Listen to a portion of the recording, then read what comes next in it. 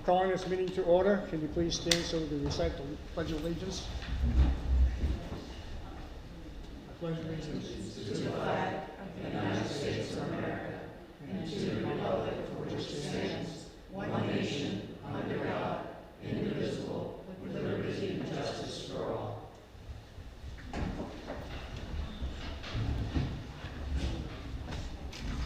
Thank you all for coming. I would need a motion to adopt the agenda.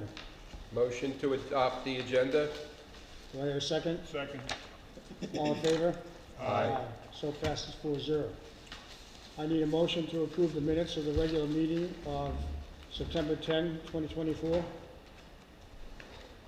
Mr. Mayor, I'll make a motion, we accept the minutes of the meeting of September. Do I hear a second? Second. All in favor? Aye. Aye. So passes 4-0.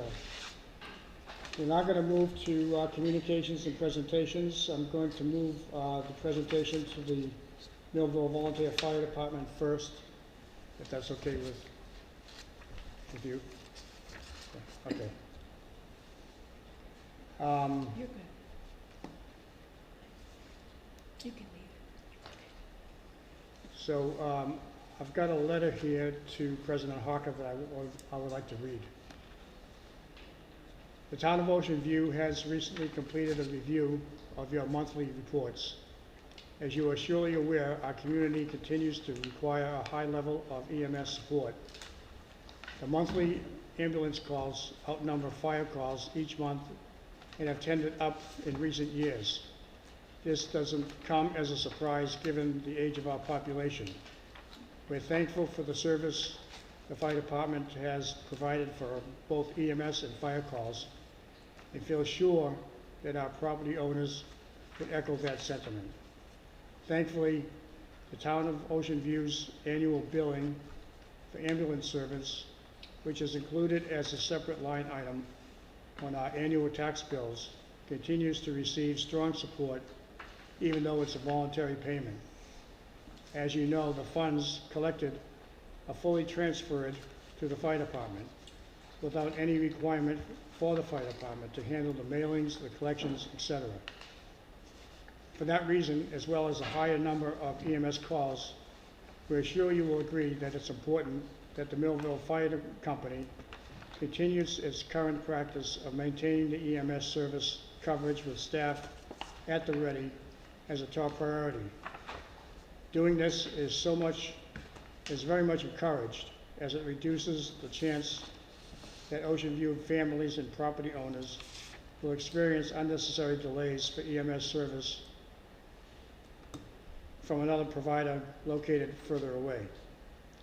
It is our thought that with 16 to 18 paid EMS staff and 4 ambulances, unnecessary delays will not become an issue. We're pleased that since 2017 alone, we have collected and been in a position to present more than $700,000 to the Millville Volunteer Fire Department,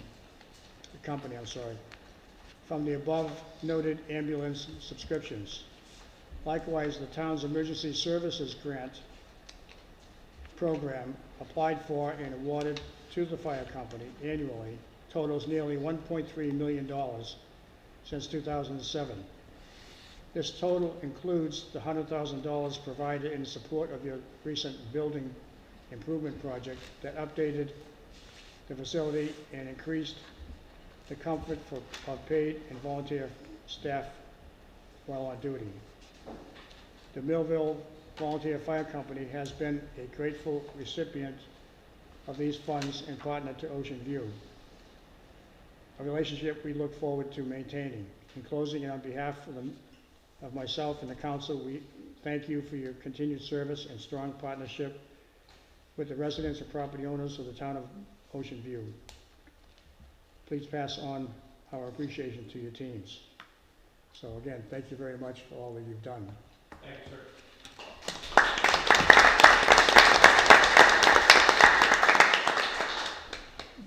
Did you guys want to make a statement at all?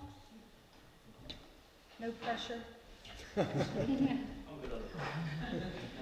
I think it was in the letter, but, 150,000 and some change is the, subscriptions to date. There are some people who still haven't paid their taxes that it comes in with, so that could go up some. We'll see. The majority of our calls are EMS. Granted, we do get quite a few fire calls. They seem to be tending upwards every single year, growing with the amount of homes and people in this area. Without the towns and the subscriptions and stuff like that, we wouldn't be where we are today. I'm going to be honest with you, we probably need to hire about 8 more employees to be able to cover everything. We're getting into the times now where paid firefighters are getting nearer and nearer.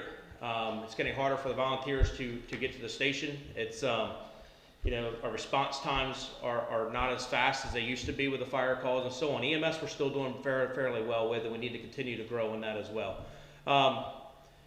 The amount of volunteers is dwindling. This area is more of a retired place to move. We're not getting the younger generation in here moving up in the chains and becoming EMTs and so on. That's across the state. The whole state's hurting on EMTs. If you go all the way up into Newcastle, down to Sussex County, EMTs are hard to come by. Our volumes are growing. We're trying to grow with them. We're trying to provide the best service that we possibly can EMS-wise and fire-wise, and we're going to continue to try to grow as long as our company can withstand the financial burden that it puts on us. EMS costs us the majority of our budget yearly. And if you want to know any type of stats with EMS, the EMS chief's here that he can surely answer. I get to pass the buck. Hi, I'm Jack Wilson. I'm the EMS chief of the Millville Fire Company. I've been in this position for about 1 year and 3 months now. I took over I retired as a career fire lieutenant in the city of Wilmington, as you guys are well aware, and also the current fire chief of the Seaford Fire Department for the last 8 years. I understand the business of looking between council and how we make responses, and it's no different between any fire department in Sussex County that we all are, like the President Hocker just said, that we are hurting for a volunteer staff. Career staffing is more prevalent today, especially in the larger departments such as Lewis and all the way down the coast, plus the line department of Seaford, which employs almost 20 firefighter EMTs. It's important that every little bit of money is going to the cause of us supplementing EMS and fire services. I know that the fires are, not thought about a lot, but we always put things when seconds count. Seconds count a lot for us because if we're not on scene within seconds, somebody dies from cardiac arrest, from being trapped in a fire or being trapped in an automobile, and it counts on trained quick response to make sure that's suitable for us to save lives and property. I am truly pleased to be the EMS chief. I'm very humbled by it, but I'm also very proud that they have a really good working relationship with the 2 communities here to support them very well. So our stats right now, we're over 2,000 EMS calls for the year in the district. We're probably going to hit around 2,800 EMS calls this year. It's probably going to be an increase of probably about 7% from last year, such as all the firesides on about a 6 to 8% increase from last year of calls. Like I said, the volunteer assistant chiefs that take care of all them stats. But also with that, it comes with a lot of hard work of our career staff, EMTs and firefighters being trained every day. The training requirements have become very harder for us. It becomes very demanding, and it puts a lot of non-resources back, in the station when we have to make sure they're being up to their training standards yearly. If not, they'll be decertified, and then it puts a drain on us. As President Hocker did say, our state is very small, and our pool of EMTs is very small throughout the state. So when an EMT class graduates, we probably don't have a lot of EMTs coming to the fire departments. They're going into private sectors or hospitals or PA jobs and stuff like that. So the fire departments are the ones that are suffering, and we have to go through the whole process. It's like anything else in emergency services: police, fire, EMS, dispatchers. They're all important jobs. It's just hard to gain that right person to thing that. But like I said, I'm truly humbled by the amount of money that Ocean View provides the fire department to make sure that we stay afloat. I appreciate you. Thank you. Thank you. Thank you. Mr. Mayor? Does any of the Yes. council members have any questions? I think we have one question. President Hocker and Chief, could you comment quickly? I know that the state was trying to embed some nurse practitioners or doctors within the EMS departments, because a lot of the calls for the ambulance crews when they arrived, they had to go to hospital. But because of this embed of the medical personnel, it was thought to help reduce the amount of, They're called mobile health units. yes, And so what happens, Sussex County only implemented mobile health units with Title Health Hospital on the west side of the county right now. okay. BB is in the process of trying to do that. There has to be some memorandums of understanding and also some things with the protocols that go along that. But the problem, they're not integrating on with the basic life support system like we are. They're integrating with the advanced life supporting with Sussex County EMS, Kent County EMS, and Newcastle County EMS.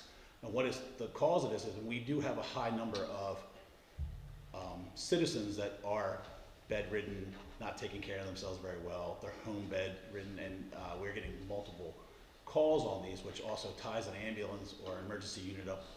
Why we have to handle that for periods of time. Once those units are in place, such as I think Ocean City runs one and Salisbury runs one, and they've been very successful in a lot of places in the country.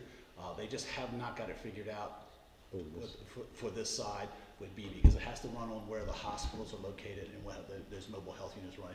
They do have one on the west side that does it like twice a week. It's a paramedic and healthcare people to go out to the people that are the frequent flyers, we might call them. I hate to use that word, but that's what it is. So, Great. Thank you very much. you're welcome. Thank you. Does anybody else have any questions? No. Thank you very much. You're welcome. I will bring the check tomorrow, and I apologize, it's on my desk at work at the office. Can we get a picture with you guys real quick? Because I know they're going to Yeah, let's Doug's do gonna want that, that would pictures, be a great idea. So, And you guys can jump up and down or whatever you want to do. would you like to come? Oh.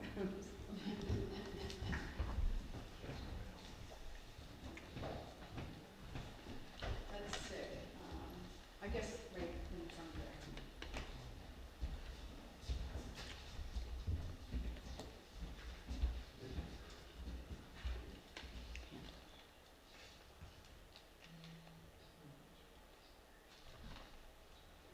Okay, I should have got one good one. Thank you. Thank you, everybody. Thank you, sir. Happy birthday to your daughter. Thank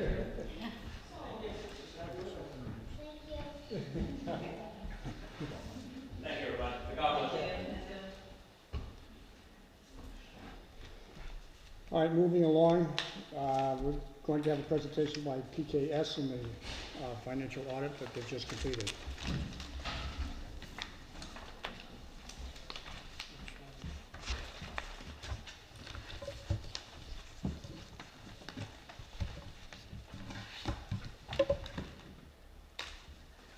Good afternoon, everyone. I'm Ashley Stern. I'm a partner with PKS and Company, for those of you I haven't had a chance to meet. And then with me today, I have Alyssa Revel, who's one of our managers in charge of the audit.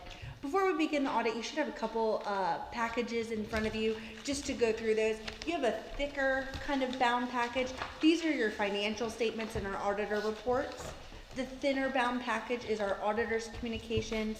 And then you should also have a stapled copy, which is what we're going to go through in our presentation, so you don't have to look through page by page.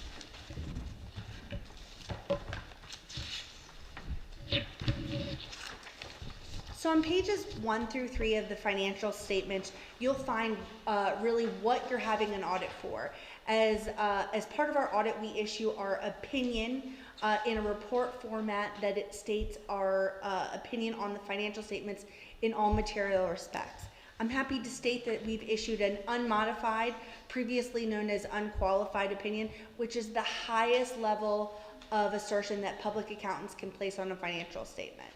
This is a really kudos to the town and a real testament for how your finance team in your town has been run.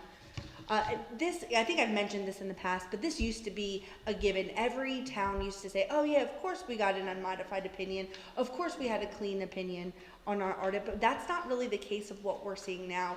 We're seeing a lot of towns in Delaware and Maryland have issues with their finances, with their finance team, not being able to find qualified personnel and aren't really seeing that clean opinion for their audit. So I do think it is a true testament to what you've done for the town. On pages 51 and 52 of the financial statement, you'll actually find our second report. This is our report on internal controls over financial reporting and compliance and other matters. So this is our report in accordance with government auditing standards. It's not an opinion report like the previous report I mentioned, but it's truly a report on your internal controls, as well as if we had any other findings, any fraud, non-compliance, or other matters that we needed to communicate, those would be in this report as well. I'm happy to state that we didn't identify any material weaknesses in the internal controls. We didn't identify any instances of any non-compliance or any other matters that we needed to report under government auditing standards. So again, a really positive report for the town. I'll turn it over to Alyssa to go over a few financial numbers. Hello everyone, thank you for having us. I'm just going to jump right into the numbers here. You'll see on page 15 of your statements, this is a summarized comparative version of that statement.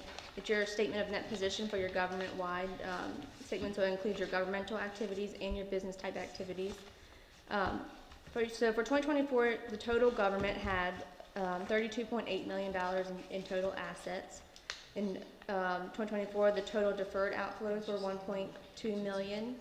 And the total liabilities were about $5 million, and then total deferred inflows were about $426,000.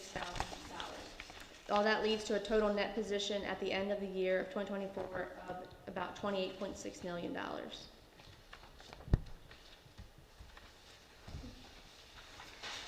Here you'll see a comparative summarized version of the statement on page 16 of your financial statements, which is your government-wide statement of revenues, expenses, and changes in your net position. For 2024, your total government had total revenues of about $8.6 million, which was an increase from the prior year of about $608,000. Your total expenses for 2024 for the total government was about $7.2 million, which was an increase from the prior year of about $926,000. And those resulted in an increase in your net position of about $1.4 million.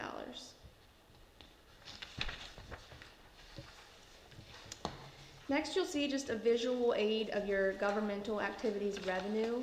So your governmental activities include your general administrative, your planning and zoning, your public works, and your public safety, basically anything except your water department. So here you'll see that your largest source of revenue is your property taxes of about $3 million, which makes up about 41% of your total governmental revenues. Following that is your capital grants and contributions and your charges for services, both of about $1.2 million or 15% of your total revenue, and then closely following those two items are your realty transfer taxes of about $1.1 million or 14% of your total governmental revenues. Next is a visual aid of your governmental activity expenses by program. So you'll see here that your largest source of expenses is your public safety of about $2.9 million or 44% of your total expenses, and this is pretty similar to last year, pretty consistent. Your public safety is usually the largest. And then following that is your general administrative expenses of about $1.3 million or 20% of your total expenses.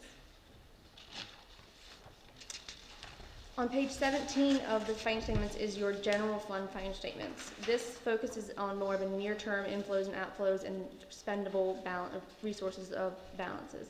And then in these statements, you'll see that the general fund had a decrease in fund balance for 2024, about $1 million, which is the timing of your capital expenditures from year to year. The unassigned fund balance at the end of the year was about $2 million, which makes up about 24% of the total fund balance for your general fund. And the GFOA recommends that governments maintain at least 2 months of expenditures in your unassigned fund balance. And at April 30, 2024, the town had about 3 to 4 months of expenditures in your unassigned fund balances, which is above the minimum recommended. And then on pages 44 through 48 of the statements, you'll see summarized and detailed budget comparisons if you want to take a look at that.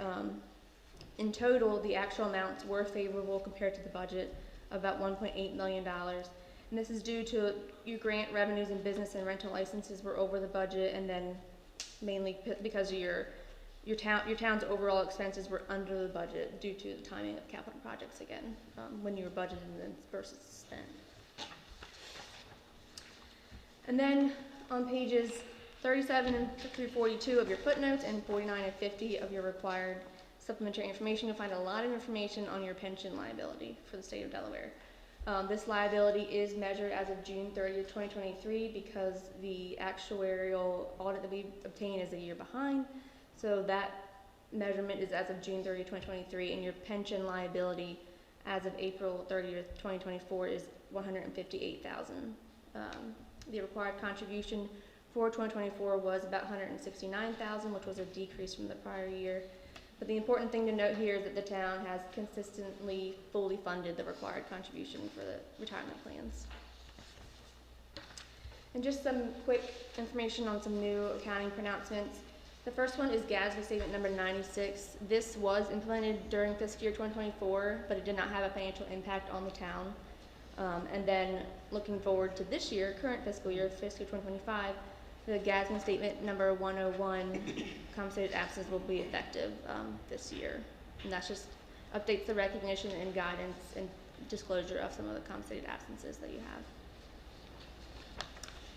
And then the smaller bound packet that you have is your auditor's communications. This can typically contain 3 letters. The third letter would have been the disclosure of material weaknesses or significant deficiencies in your internal controls, but there was none, so you don't have that letter.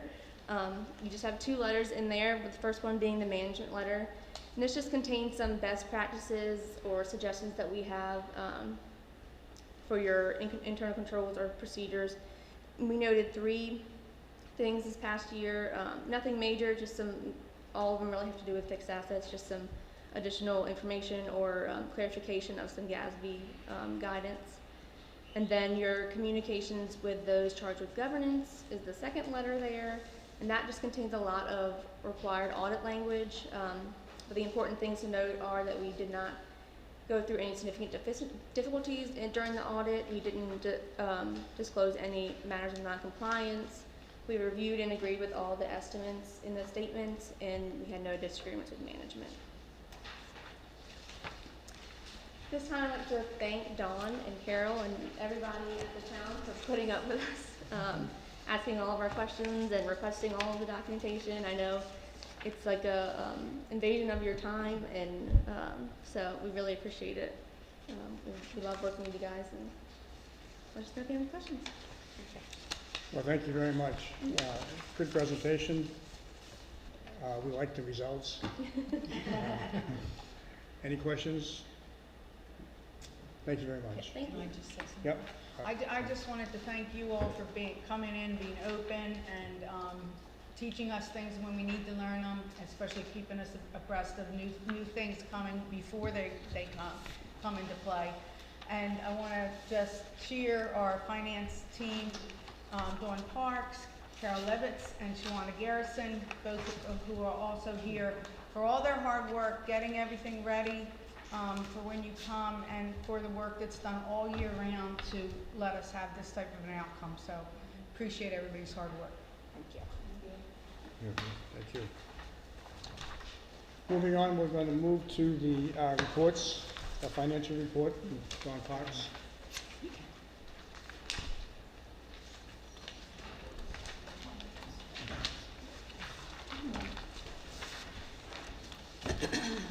In front of you, you have the monthly financial update as of September 30th, 2024.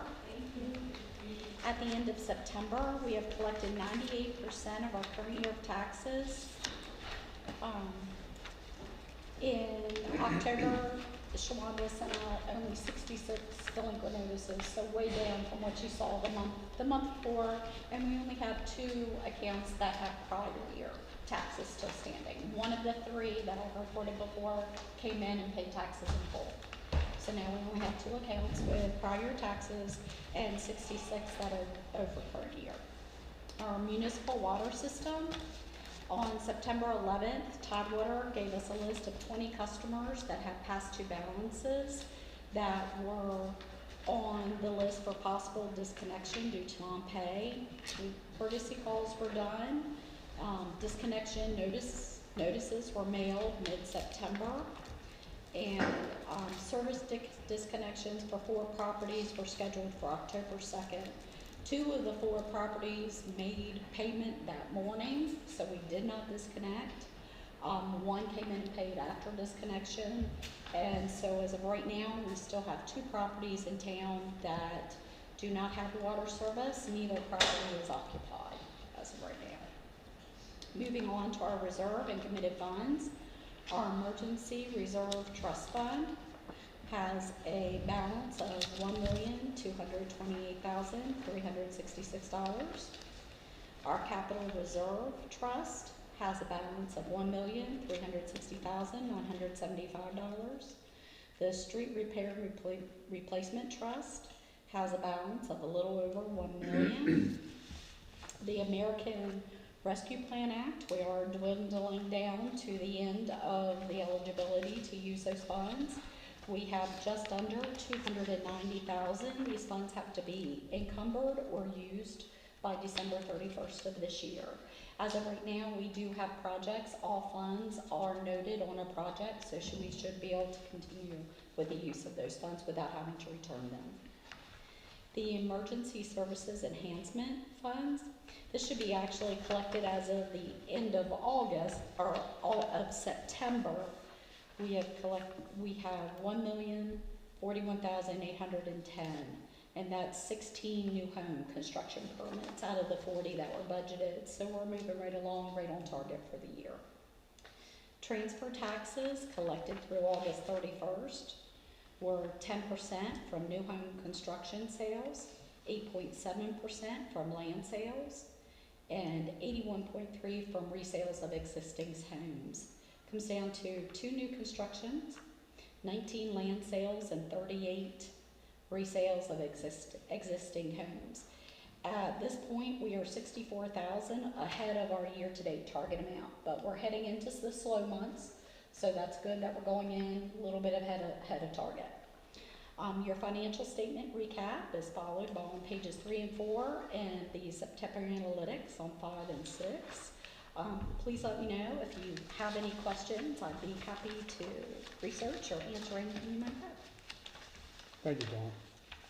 Any questions for Dawn? Yes. The 2 properties, so the water's turned off. What are the next steps?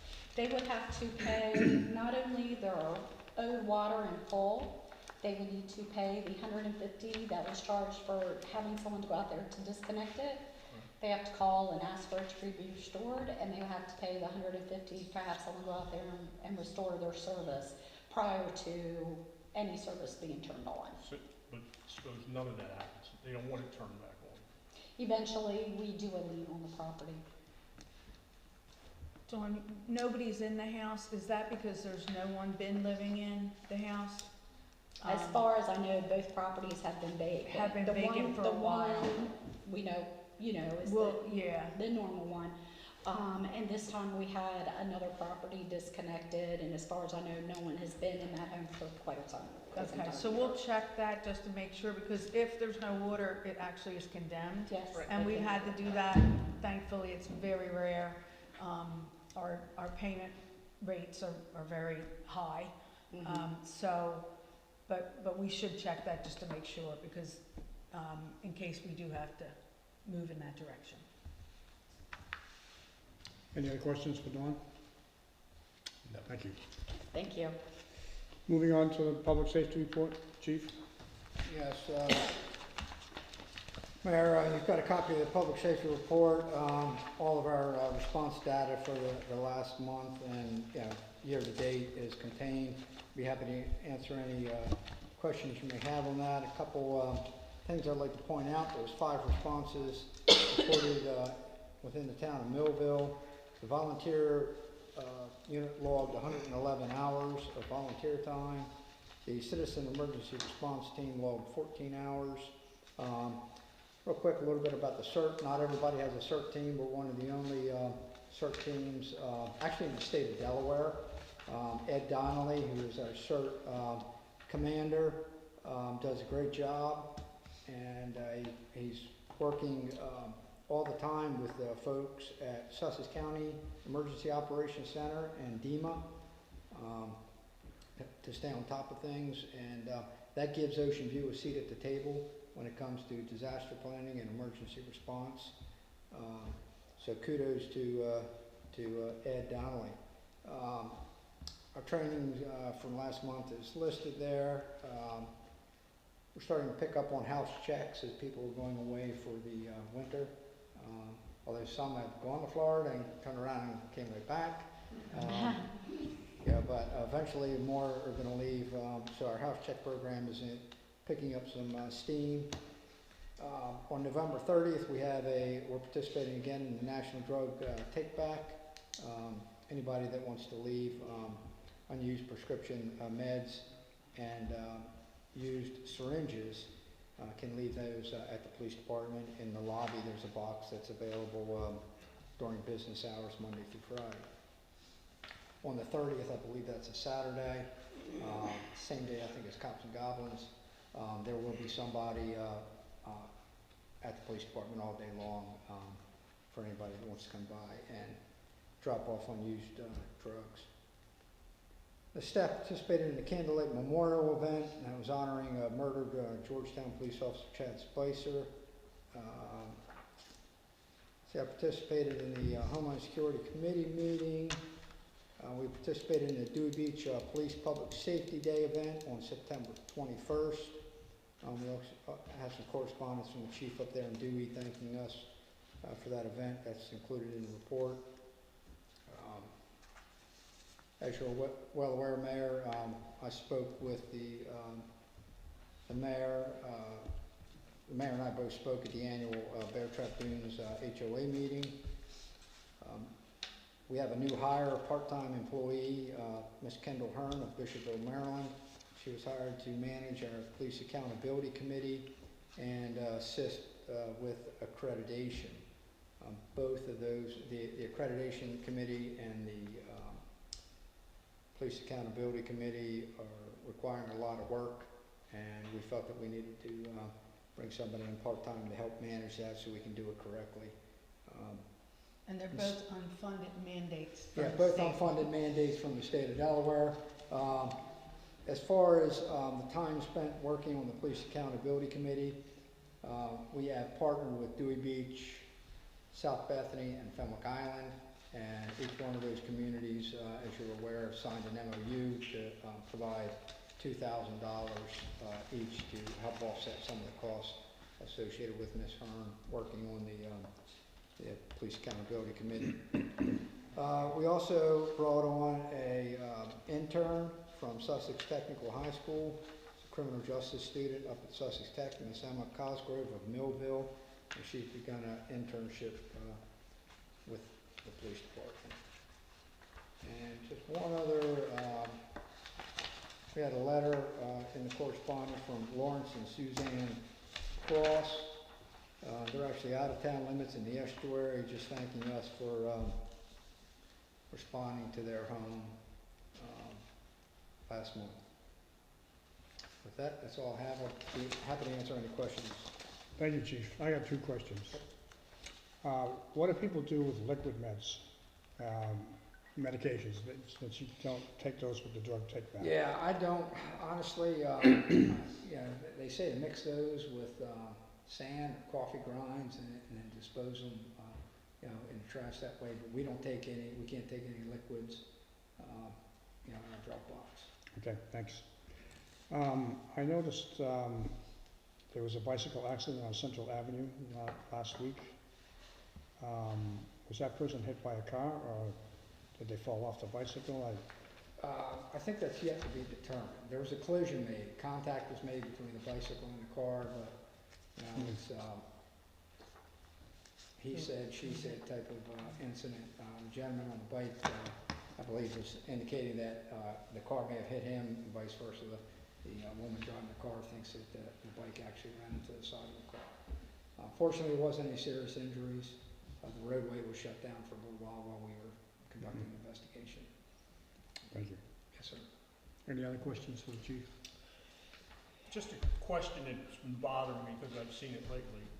Scooters that are on the 35-mile limit, are they allowed to go on like a 50-mile-an-hour limit? Do you know?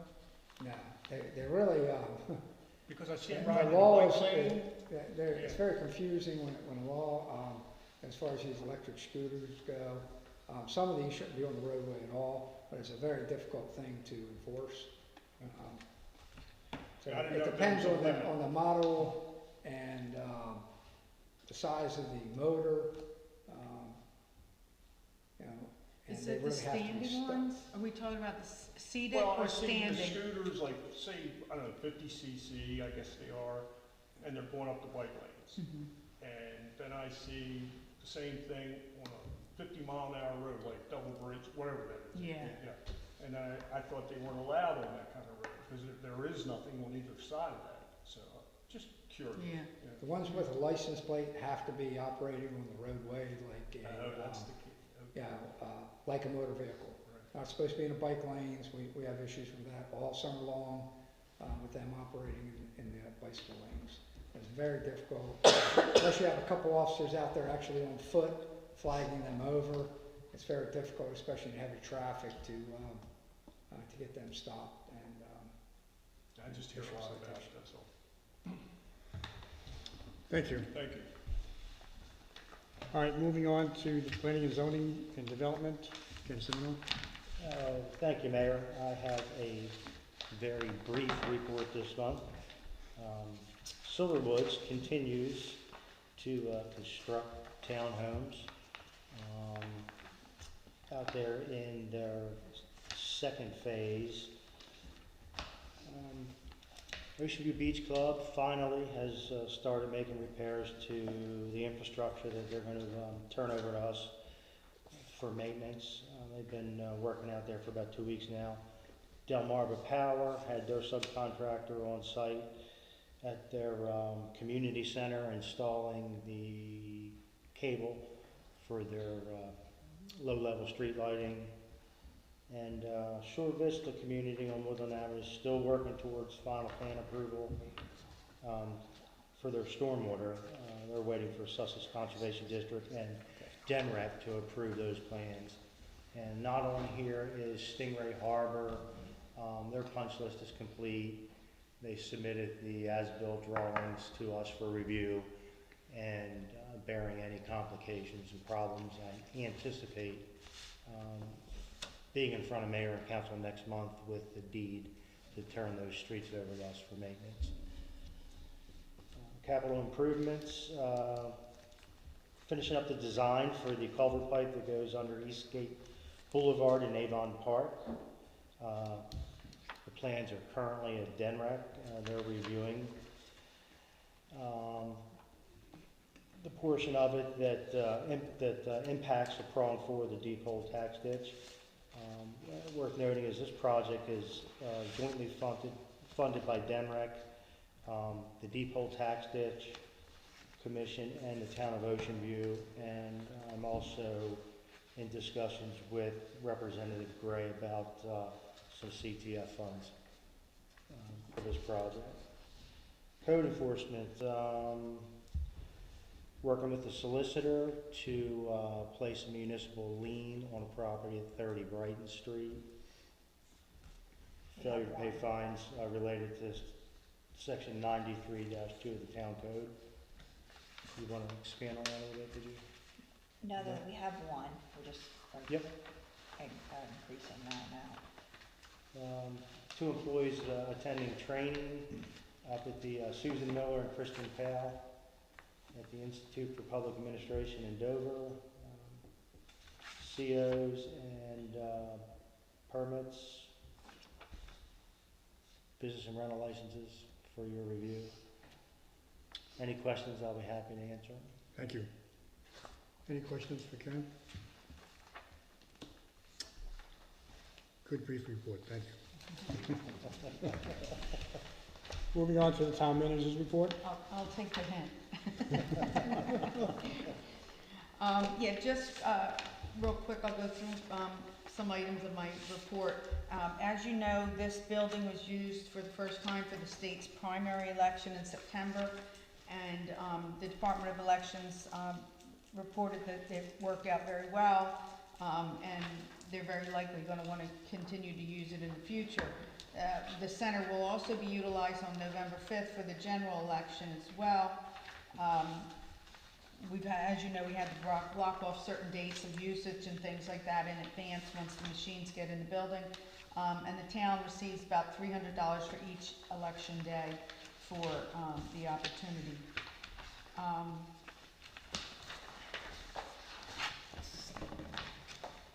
Gonna go through. All of our preparations for our holiday events and our holiday decorations are well underway. Cops and Goblins is planning is well underway. Will happen later this month, as the chief had already mentioned. I also wanted to mention that the chief mentioned the CERT team, and next month we will be celebrating them with the Extra Mile Day certificates for all the members of the CERT team, so we'll have a chance to say thank you for everything they've done. Just going through this to keep it short. Engagement with the Delaware Art Museum. They have a Del Arts Sales South initiative that they've launched recently last month. The mayor and I both attended an event for the launch in Lewis. We've continued to engage, and I actually have a meeting with the director of the Art Museum tomorrow. So I'm hoping I'll have more information to share next month, and hopefully it'll be positive. And basically, we're hoping for collaboration with the Delaware Art Museum to bring arts programming here in Ocean View. So that'll be exciting. I gave you a bunch of information about the meetings and a conference that I attended, as well as some other tidbits and all my different engagement through the month. Be happy to answer a question about any of it or anything else if you're so inclined. Any questions, Ms. Alman? Hearing none, thank you very much. Thank you. Moving on to the Millville Volunteer Fire Company report.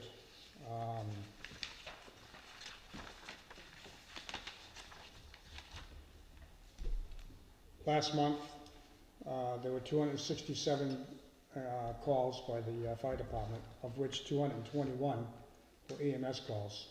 Only 46 were fire calls. This is down from last year, 309 total calls and 254 EMS calls. So September wasn't as busy as it's been in the past. In the town of Ocean View, there were only 34 calls that month compared to 43 the year before. Any other business before we go to citizens' privilege?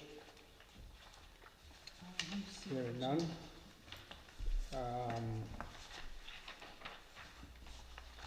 Citizens' privilege on the items of the pre-published agenda listed for discussion and consideration, or items subsequently added at any time to the pre-published agenda for discussion and consideration. So if one chooses to speak at the first citizen's privilege, she or he may not speak on the same topic at the second citizen's privilege. So therefore, it's now open to the public if you would like to ask questions or make a statement. Okay, please come forward, state your name and your address. Good afternoon, my name is Mark Wagner. I live at 20 Luzerne Drive. I am the president of the Silver Woods Community Association Board, and just wanted to come and thank the mayor and council, and also the director for planning and zoning, Ken Simino, for all the support that we've gotten thus far in resolving the issues with the builder in our community. It's been very difficult to work through some of these items. As I think everybody's aware, they made certain commitments in front of the Planning and Zoning Board and are failing to live up to those commitments. So Ken and his staff have put in a lot of work to support us, and we just wanted to thank Ken and the staff for that, and also the support of the mayor and council, and just ask you to please continue to provide that support. We're hoping that we can resolve the situation amicably with the builder. We know that they have a little bit of a history of perhaps not complying with agreements they've made, and hopefully the pressure that the town is bringing forth will help them follow through on the commitments. So thank you. Thank you.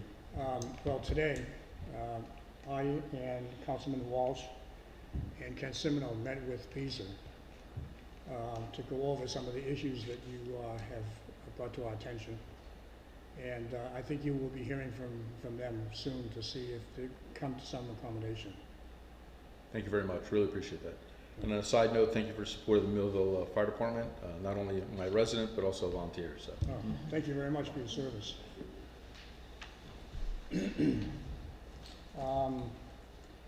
Moving on to new business. I'm sorry. Anybody else? Yeah, does someone else have? I just wanted to make sure. Excuse me, I should just say, these are more of our board members. We have 4 of our board members present. So, Okay. thank you. Ken, did you want to say anything? Okay. All right, so citizens' privilege is now closed. Going on to new business. We have an ordinance to prohibit smoking on the public park, in public parks in the town of Ocean View. This is just the introduction of the ordinance. We're not going to take any action on it today, but I'd like to introduce the ordinance to prohibit smoking in any town park, as our park and future parks, for the outdoor recreational usage by families, and more importantly, for children. I believe the town council desires to protect the children from exposure to secondhand tobacco smoke, or that from recreational marijuana, or from exposure to discarded tobacco or recreational marijuana butts or smoking devices. So we will have a more in-depth discussion about this at future meetings. There are no other ordinances at this time, so now we have a second citizen's privilege. If you'd like to make a comment or ask a question, now's the time to do that.